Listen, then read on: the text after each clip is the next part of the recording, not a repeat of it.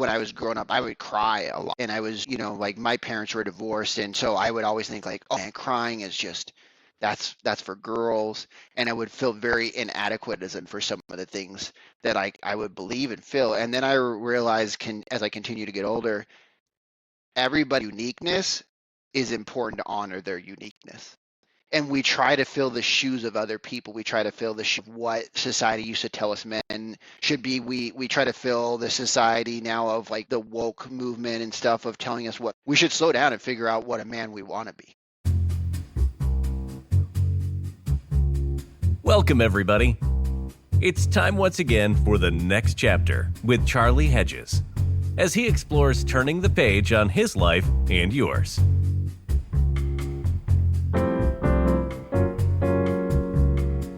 Hi there, and welcome to the next chapter with Charlie. My special guest today is Chris Avery, who, as you know, I had a conversation with earlier this week, and it was very cool. I'm loving chatting with Chris. And his crew writes this, and I like this: with a humble but steadily growing community of 5,000 Christian men, Chris Avery brings a grounded voice to topics like discipline, fatherhood, and the gritty side of spiritual growth, which I want to talk more about. What is the gritty side of spiritual growth?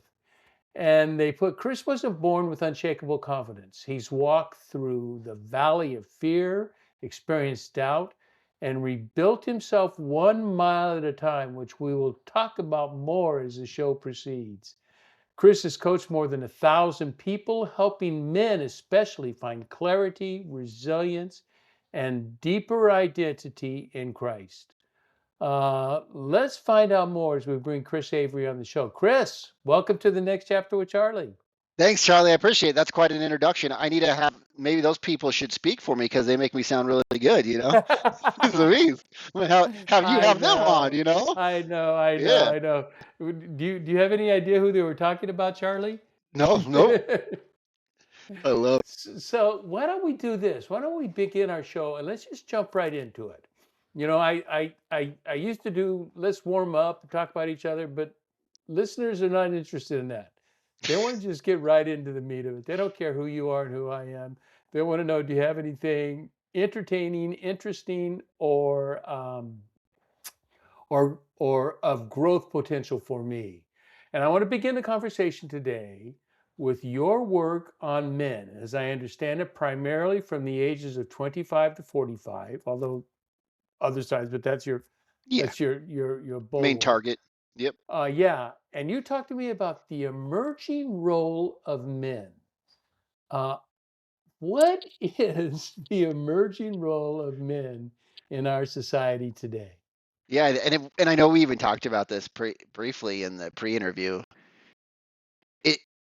It's such a new exploration, because of the conversations of toxic masculinity and then the women's right movement. And we went back even to the 60s, and I listened to one of your other podcasts and you talked about being the revolutionary of, sex, drugs, and rock and roll and dropping out of college. So, Oh my goodness, I told you all that? no, not a podcast that I listened, one of your podcasts. Oh, I told everybody that. Okay. You did, yep. And me. You told me and everybody else. And I think the question really is we put so much stuff on what it may be. And if you look from the 50s to even the early 90s, it changed. And in the 90s, it changed to men were more of thought like a person that provides like consumer goods. So we became much more about a consumer society and just that the worldly, the money things, the most important. And I'm sorry, I don't remember the late it was Becca, dang it. She was on your podcast and she talked about purpose back in November. And Oh my. That's okay. I do weekly podcasts, and I'm terrible with names. That's I'd okay. have to look it up. Yeah, she wrote a book and she was talking about purpose. And the main thing I want to really emphasize is as a man, from when I was growing up, I would cry a lot. And I was, like my parents were divorced. And so I would always think like, oh man, crying is just, that's for girls.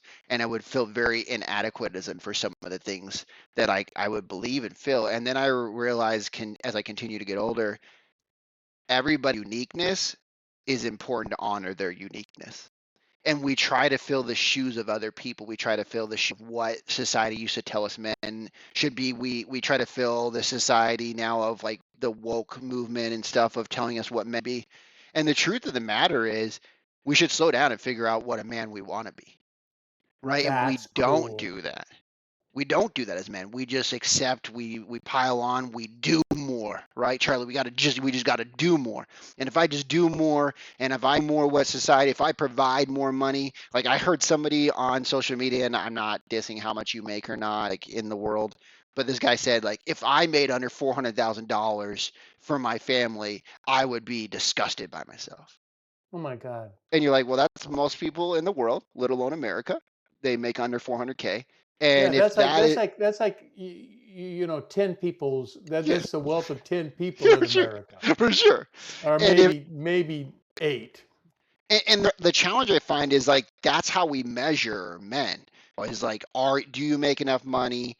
Are you providing these things? Opposed to that's all worldly stuff.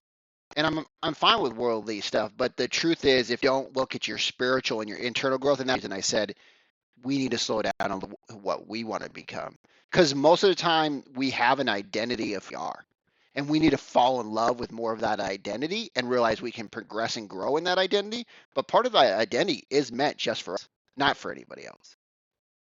And so we understand what we're driven by, what we're determined to do, what we're, motivated, inspired, whatever words you want to use.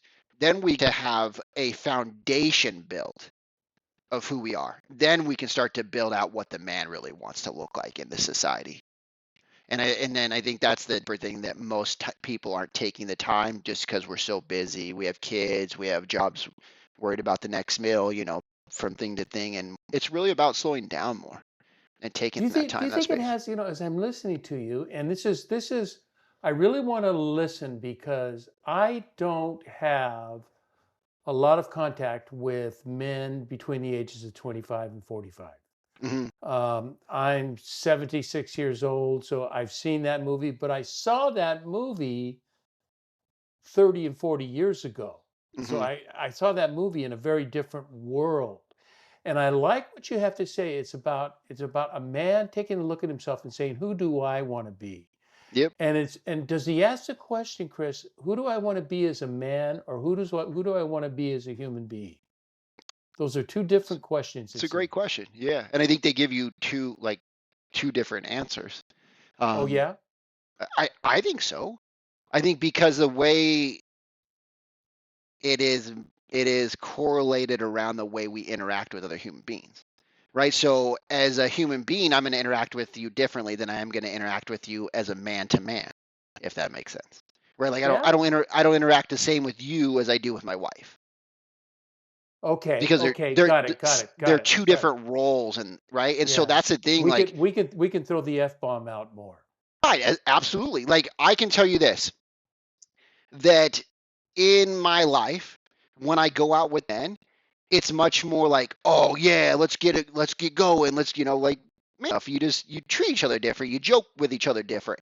And then when you're around my little girl that's 3 and my wife, they expect me to treat them differently.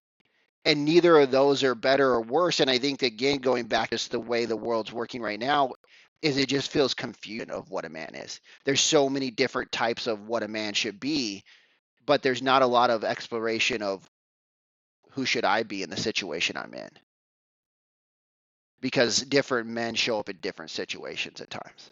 Go ahead.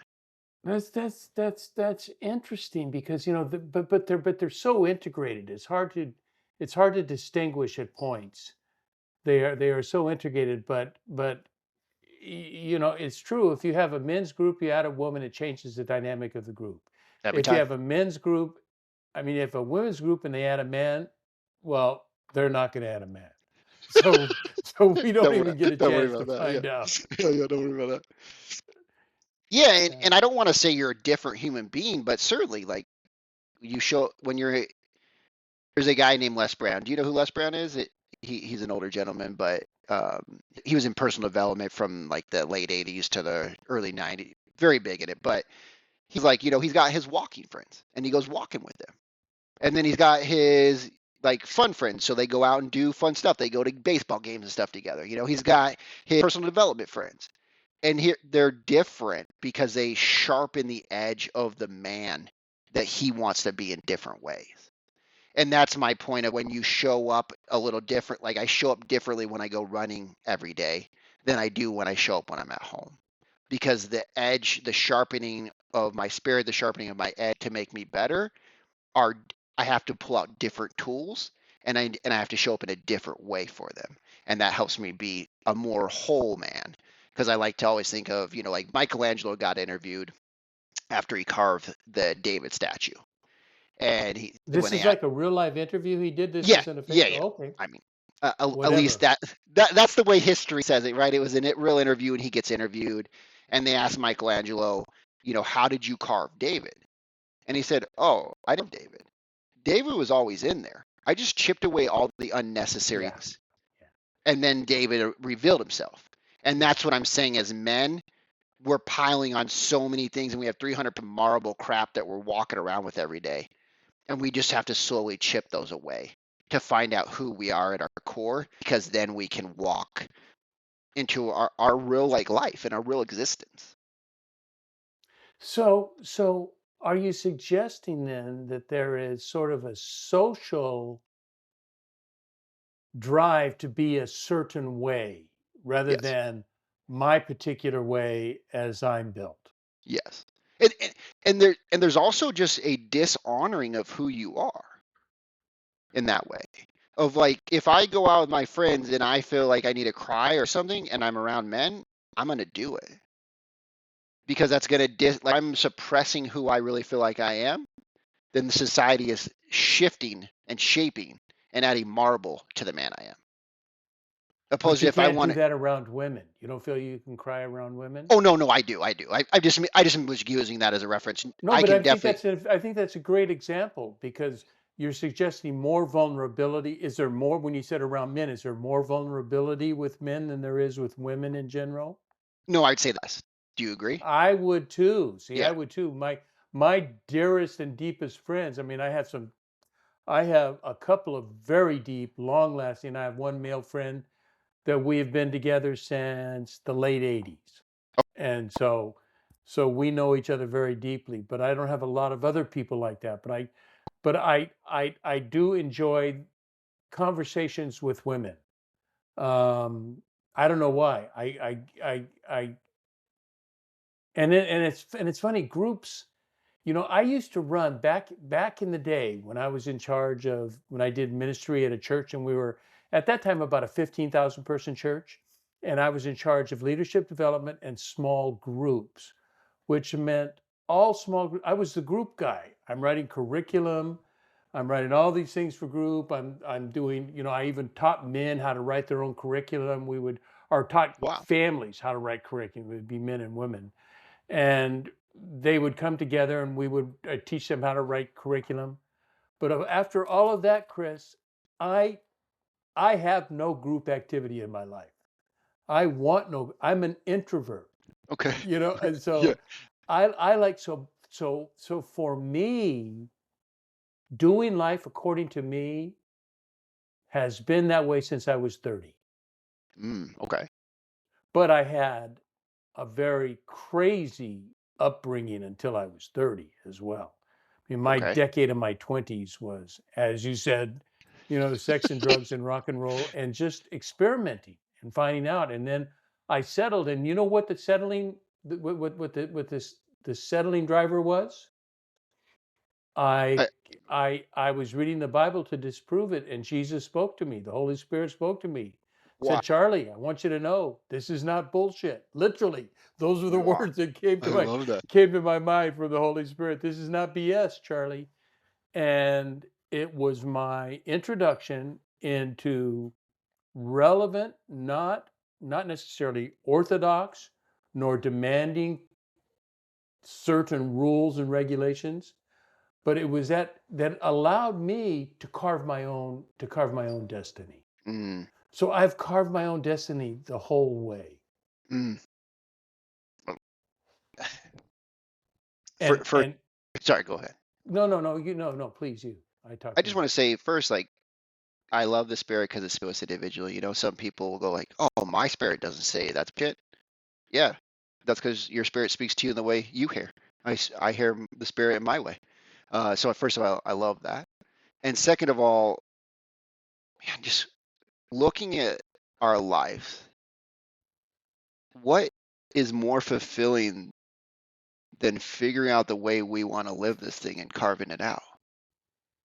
I'm not, Absolutely. and I want to be honest, Charlie, like I'm not talking about happiness at all. I'm not even saying it will bring you happiness because I'm not in this world for happiness. I'm in this world for fulfillment and growth. And that's one reason I've chosen the pathway I have is because of the growth.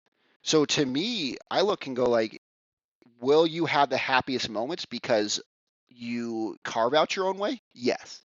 Will there be extremely challenging things because you're not going the normal society? And some of the challenges is just you're building friction and pushing up against what everybody else tells you should do. It becomes challenging your own mindset. So to me, I look at it and go like, man, carving out your own way, that is the way. That is what we're here That for. is the way. So tell Yeah. me, why don't we talk about you? Tell me what is the way you have carved? Oh, geez. Um, you know, now he's now he's getting real. yeah, man, ooh. And I want to be honest that I think most of us have an out of the way we want. If I'm dreaming up my dream in bed and I'm laying there and I'm like, oh man, Chris, carving your way, it's gonna look this. And then, oh man, and we think about like all the things that'll happen from it. And then we get out of bed, and it doesn't look that way. And then we make a decision like, or I'll say, since we're talking like, I made some decisions. Am I gonna have the fear? Because I do, right? Like, I'd love to tell you I don't ever have any fear, but I do. I'm afraid. I get scared. I cry. I want to quit. And my mission and my purpose is just my carving my way started with a simple thing, and it was saying yes to wife that she was going to run a marathon and it was going to be her last marathon. Her friends dropped out. I hated running. So just keep in Now, mind when how I'm long talking ago about, was this? so that was 2019. We ran the Okay. marathon. Yeah. Okay. So, and the reason I'm emphasizing this is because I want to emphasize carving your way doesn't always have to be like, oh, I love this and it looks good and it feels good, so I'm doing it.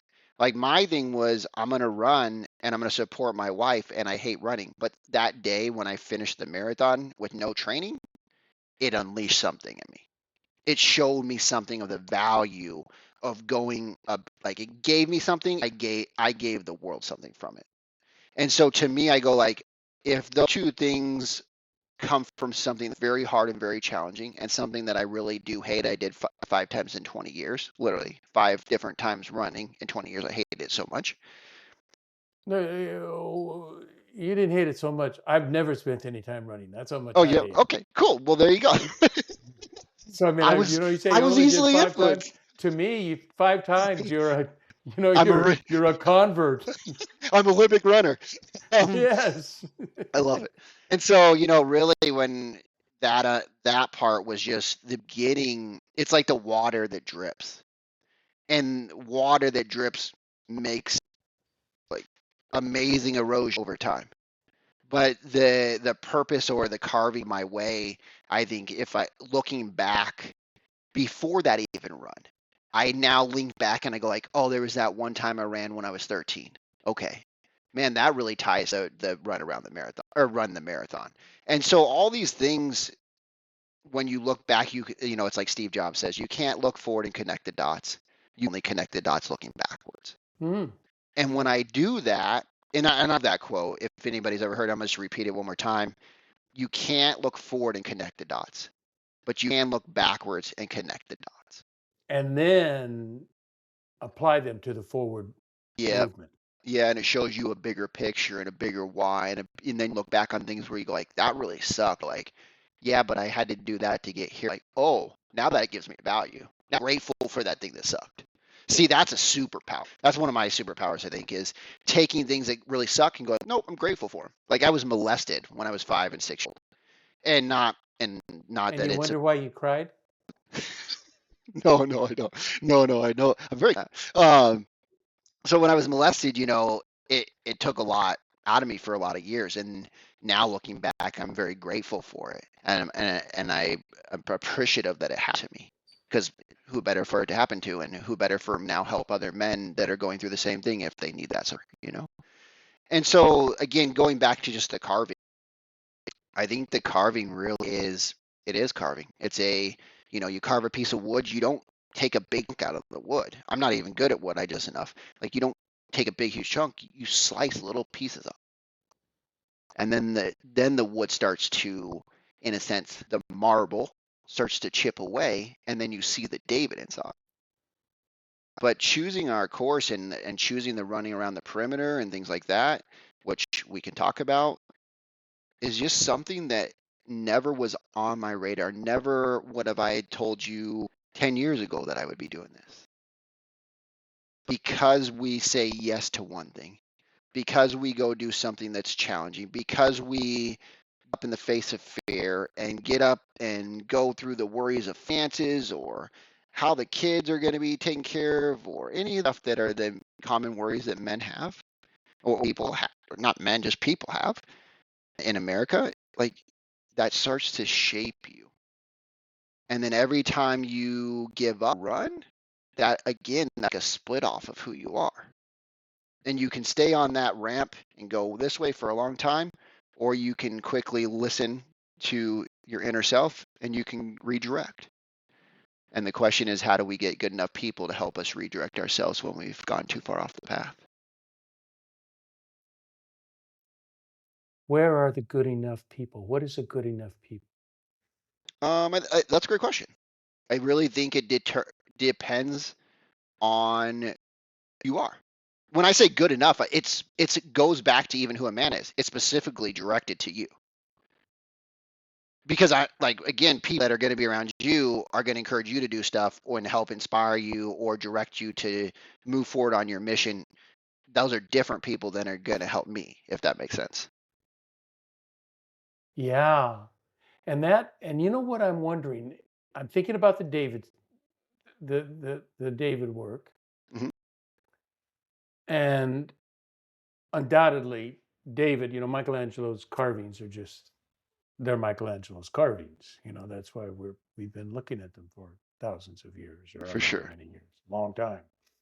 And but to me, that sculpture is only the external reminder, an exquisite external reminder of the core qualities of David. What we're looking at are core internal qualities of the nature of David. That is what I think Michelangelo would be getting at. If I were Hmm. Michelangelo, that's what I would be getting at. Hmm. Is how can I portray the inner core qualities in a representation of the likeness? Mm. And what are let's just go back to you. Now I'm coaching you. Now I'm asking you, what are your inner qualities that drive you, that are taking you? I'm less interested in that you're running than why you're Why? running. Yeah, appreciate that. And if you say health, you're going to lose me. Oh, There's it's something else. There's something else going on about running that's driving you to run. okay. So, Charlie, first I want to say I will never tell you it's my health. People have asked me, like, "Hey, are you worried about your body breaking down?" And a doctor, when I first started so I started running 4 years ago. So I've run for 4 years every day straight, Every day. every day consecutively. So started with 1 mile. Now we're running 17. But I want Every to go day? every day. Yeah. So right now we're running You 17 run miles every day. 17 miles a day? Yeah. Uh huh.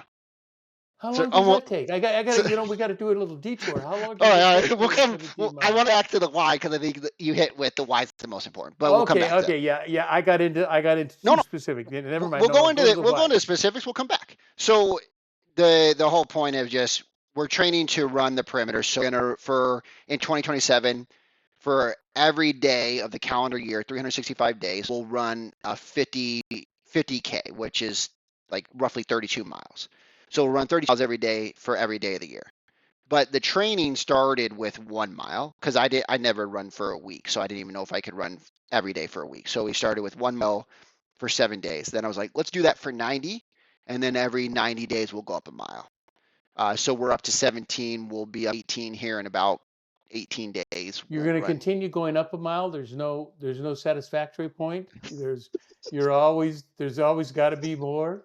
I just want to get closer to 30 before we start doing 30 a day. So the whole goal was to get my body prepped and my mind prepped and my spirit prepped for just whatever it's going to go through.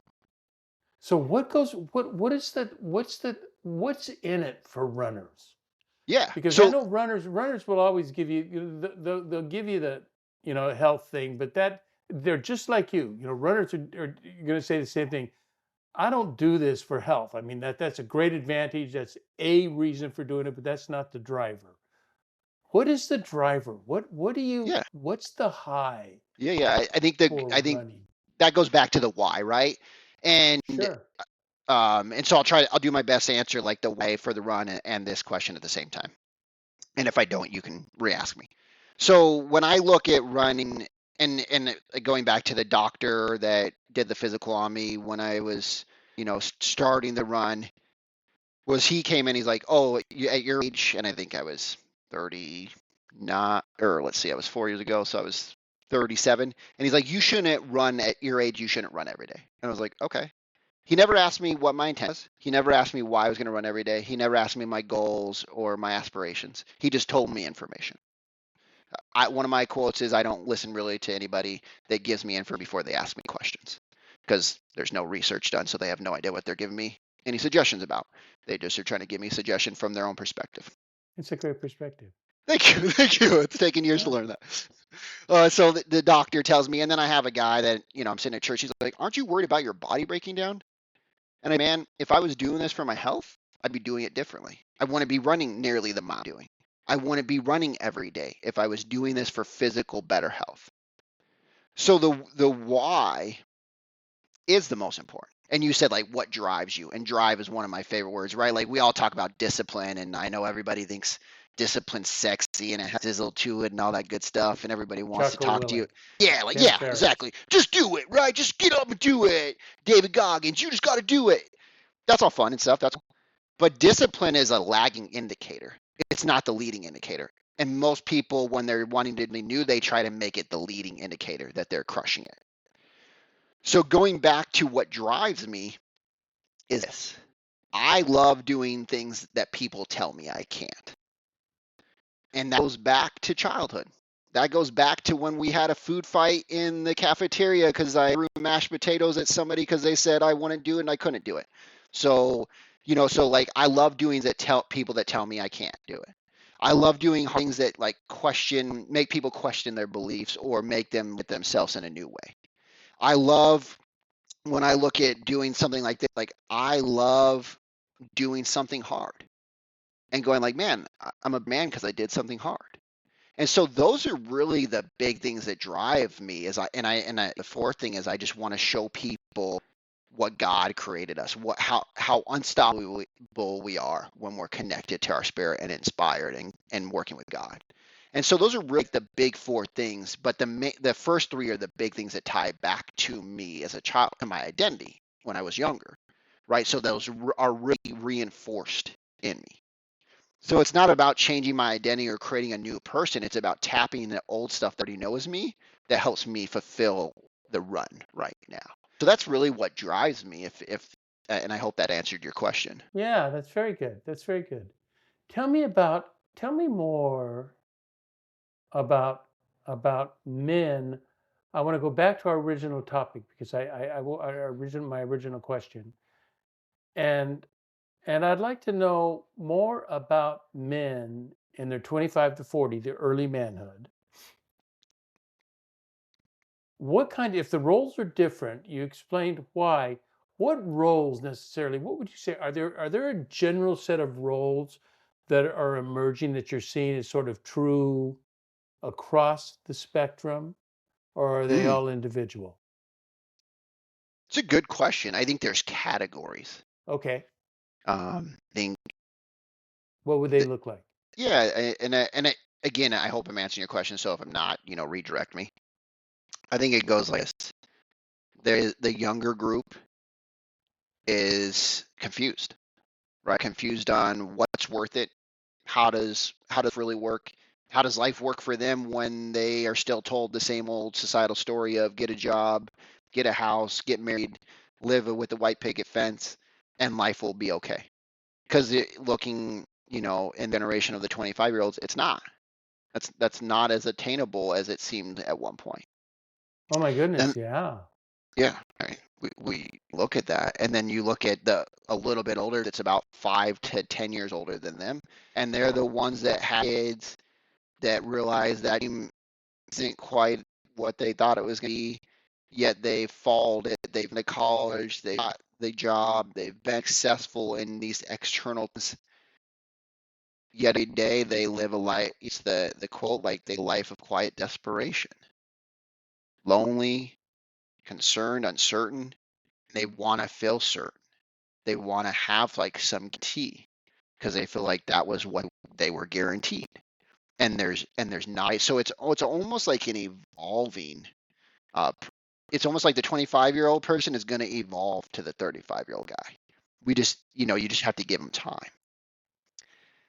And then I think there's that 45-year-old, the 40 to 45-year-old man that's sitting there going like, man, I've done a lot of it. I've raised my kids. I've either missed out on their life or I was there for a lot of it. But most of them are sitting there going like, man, I hope this next 10 years of life I'm more part of. Like not working as much. Maybe I am more financially stable, so we're not so worried. And there's starting to become this like culture of thinking about just the future and not so worried about like the past or where they are at the moment, if that makes sense. And so I think there is a more of a future king when you're that 45-year-old man because you go like, man, life is starting to change. My kids are starting to get older. They spend less time with me. I didn't enough time with them. And you start to think about the regrets, but you think about how they're gonna like pay moving forward or how you can do something different moving forward. I think there was a huge, and you're reminding me of a huge advantage of men like me, and I think my son wasn't born until I was 42. Okay. So I didn't have, I had already found success at 42, or success. I had a good career. Yeah. Um, Things were going well. I was established in my community and in my services. And so I was much more comfortable. Mm. And I looked at life differently than, I mean, I had my concern was my son.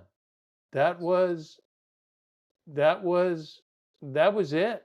And it continues to be it today. So there's no, there's my wife and my son, and that's what matters to me in my life. And as a matter of fact, when we're off the phone, I'll give him a shout. I love that. And he's in Cleveland just now finishing up a workout, Okay. and and getting ready to go back to Texas on Saturday, and then in 2 weeks he'll be in spring training. Oh But wow. Okay. So he's back. He's working out like for baseball. oh yeah, yeah, Okay. this is he's in the gym, and he's lifting weights, and he's hitting, and he's Okay. working with the hitting coach and working Got on it. hitting. Okay. He may have struggled with hitting, but it's not because he doesn't work on it. It's he works hard, and so he Yeah. doesn't let the struggle defeat him. I He always love that. said, "This is my year, Dad. This is going to be my year." That's really cool. And it's great. It's great. At 33 years old, that's the way he feels. Yeah. Yeah, but it was I think there's an advantage. I don't think it's practical for everybody to wait till their 40s to have kids. That's going to be odd. Yeah, for sure. That changes our world. But for those of us, I wasn't married until I was 37, and then we had Okay. a hard time getting pregnant. So it wasn't like this intentional. I'm going to wait till I'm 42. It's just those are the circumstances of life. Absolutely. But it creates we're a very different parent, and you're much the same. You have young children, right? Oh yeah, three. My little girl 4 soon, and my little boy will be 1. So yes, And you're I'm 43. 41. No, You're I'm 41. 41, but close enough. 43, 41. He'll be 42 this year. Yeah. So I definitely had kids older. It's the greatest blessing. Do you I see an you know advantage of it being older? That absolutely. you're I that you can pay more attention to being a father now than you could at 25? Yeah, the because you only have did. mixed. Sorry, go ahead. I would just say you have mixed responsibilities. Yeah, I think it's. I almost want to say this. I don't know that it's mixed responsibilities for me. It's that I have clearer priorities, and Ah, clear understanding of what I think really matters. And I have this quote that I say, the things that most of us think matter in this world are like are made of matter, yet they don't really matter.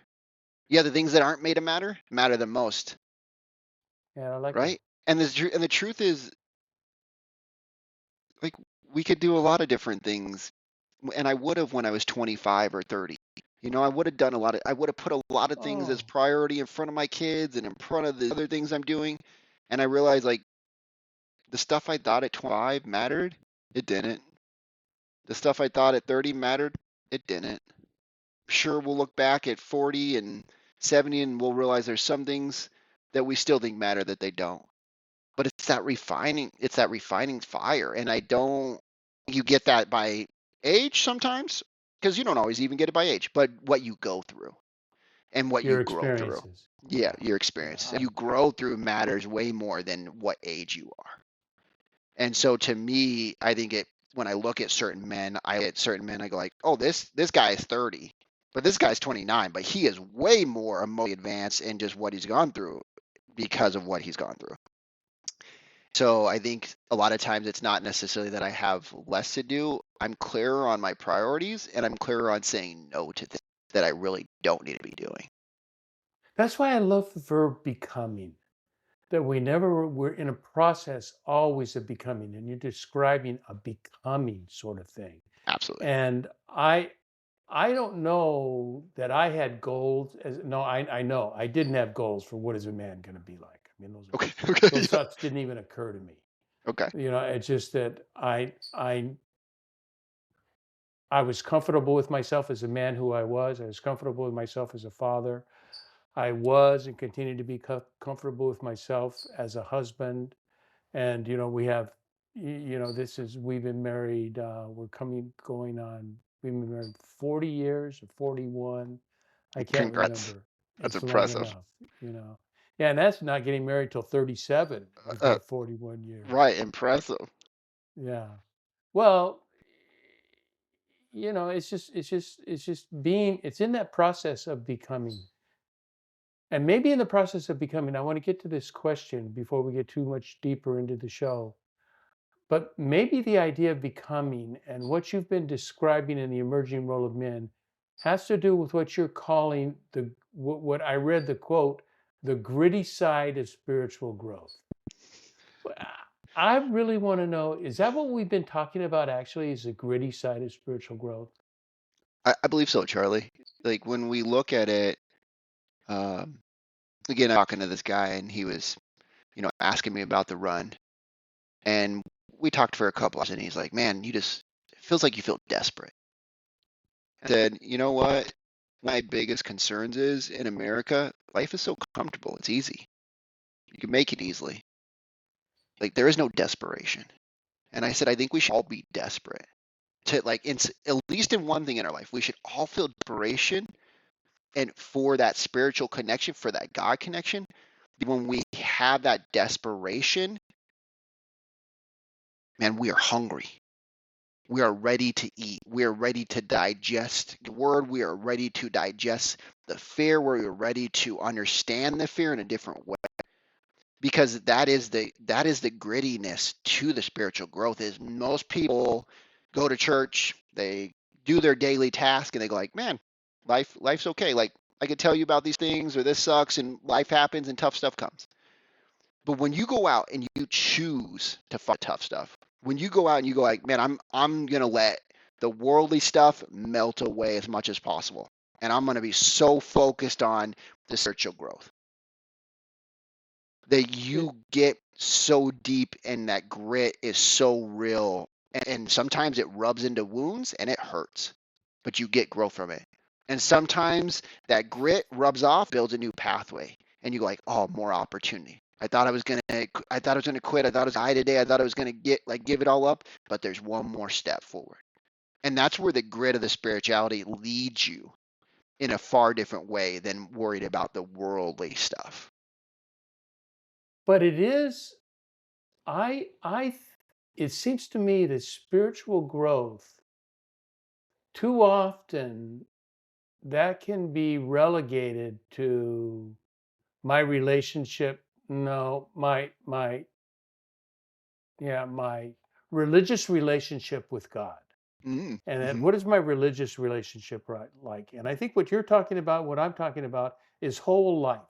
Absolutely. Spiritual growth. I come to my spiritual director with life experiences.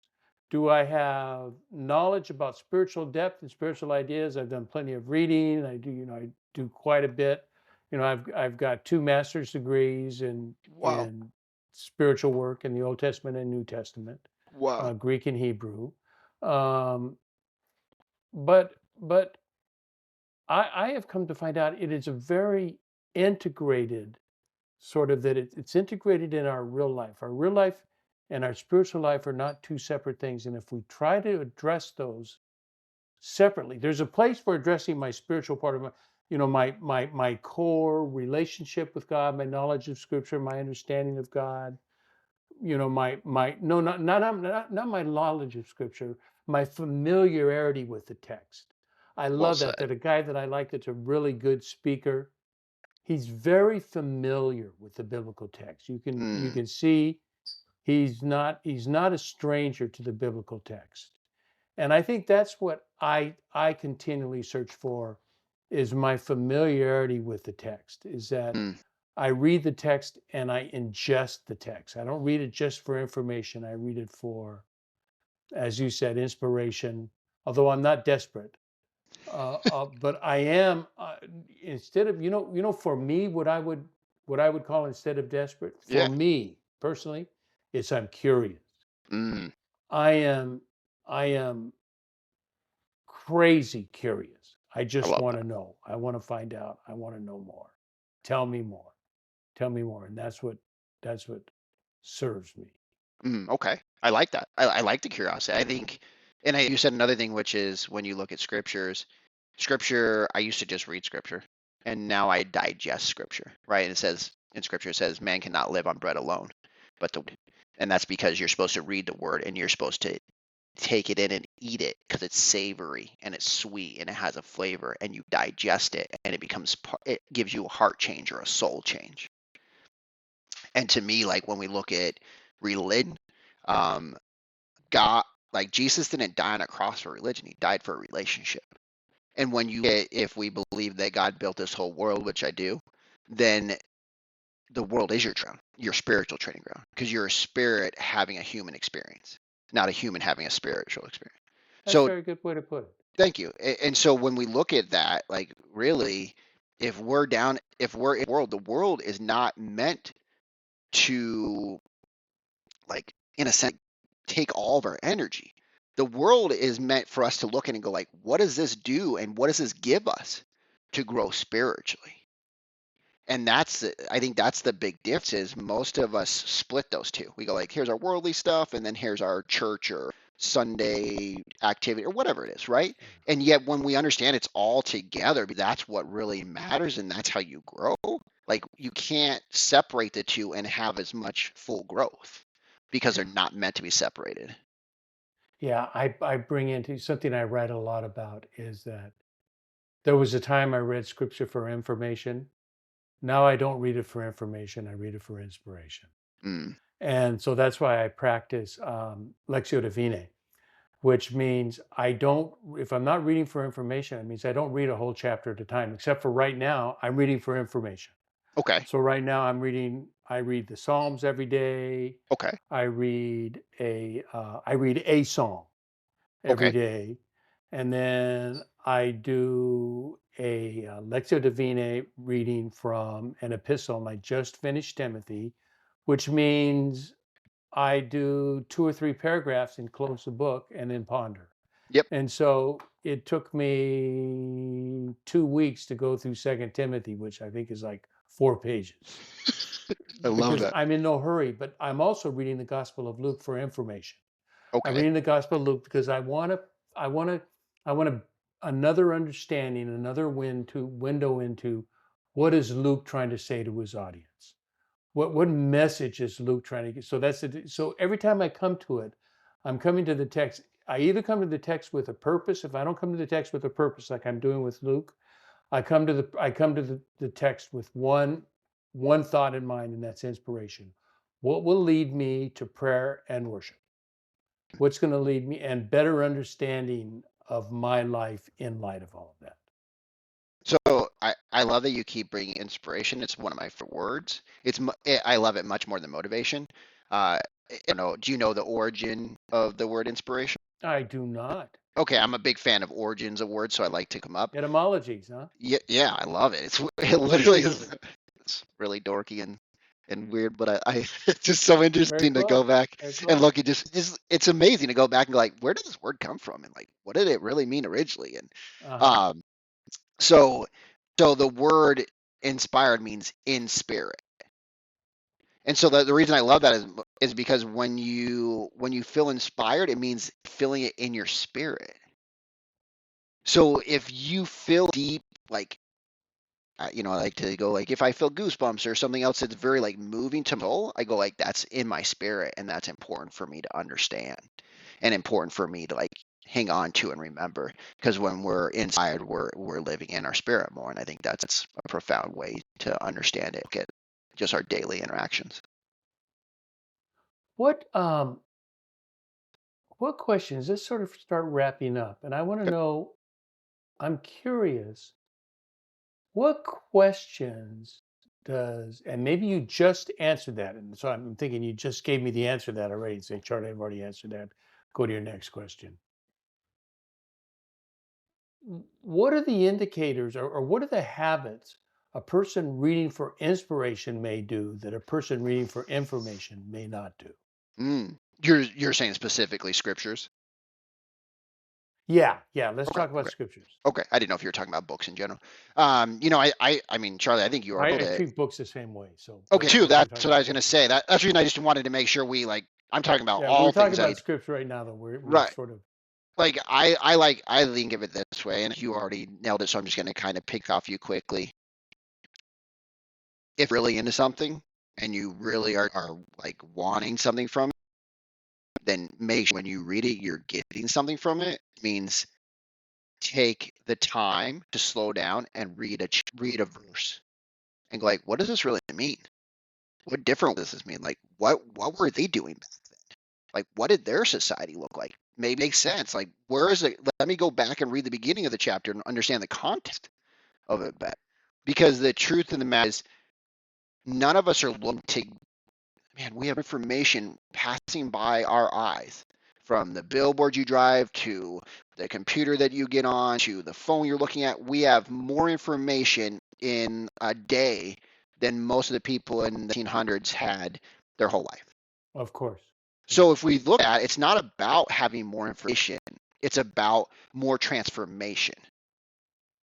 And when we take the information and we slow down and we digest it and we get soul and a heart change, now we have transformation. So for me, and I'm hoping to answer your question, it's what you said is like I take the scriptures, I take books, and there was a time where I would read a book a week, and then I turned to my wife and I said, I'm done with that. I'm not doing it anymore. Like I'm not applying anything. I'm just reading. I'm trying to hit a number and like read a book a week, and that sounds cool and looks cool to people, but it means nothing if there's no transformation. So I look at what are you getting from it and what can you give up from it.